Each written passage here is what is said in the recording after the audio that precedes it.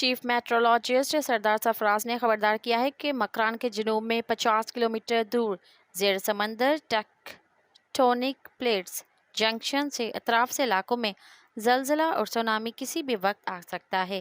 Chief meteorologist سردار سرفراز جانب سے بیان میں کہا گیا ہے کہ بحیرہ عرب میں زلزلے کے ممکنہ خطرات موجود ہیں، تاہم ممکنہ خطرات کے پیش نظر زلزلے کی حتمی پیش گوئی ممکن نہیں۔